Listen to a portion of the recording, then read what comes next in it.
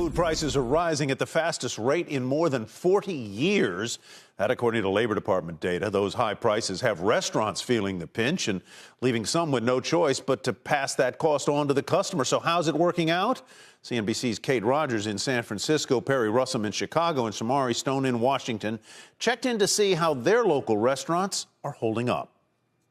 Here in Washington, D.C., the famous Half Smokes sizzle at Ben's Chili Bowl, a pillar of the community. I feel like we're biting our way right into history. But now owner Virginia Ali and her son Nizam say times are tough. Inflation and the pandemic is literally devastating for us. Ben's raised the price of their half smoke by 70 cents a couple months ago to help offset food costs. Virginia Ali tells me it wasn't an easy decision. We can't make it if we don't make a little bit of money on it. The chili cheese fries went up 80 cents. That's because the price of a 30-pound case of potato fries doubled since the pandemic. And cream, milk, cookies raised the price of the banana pudding.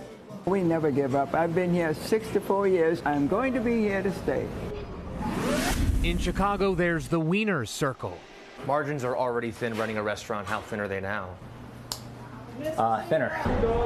It's a hot dog stand serving street food. We're here to go. Owned in part by Tim Wan. How have you guys seen inflation affecting you all here? You know, we've seen it across the board. Wan says inflation affected the addition they put on the back of their restaurant. Construction costs went up. We haven't raised prices in about a year, but it's something that we're always evaluating. Why not just raise the prices for hot dogs? You know, a bunch of reasons, one of which, obviously, you know, consumers don't have an unlimited appetite to spend. Wan says they're trying to be more efficient with staffing, production, and waste. We're trying to be, you know, as dynamic and reactive as we can. Here at Water Bar in San Francisco, inflation isn't slowing business down, even though some costs are on the rise. Lunch and dinner business has actually increased as the city has reopened. But some parts of the operation are still lagging due to the pandemic. Big corporate functions have not really come back around from where they were pre-pandemic.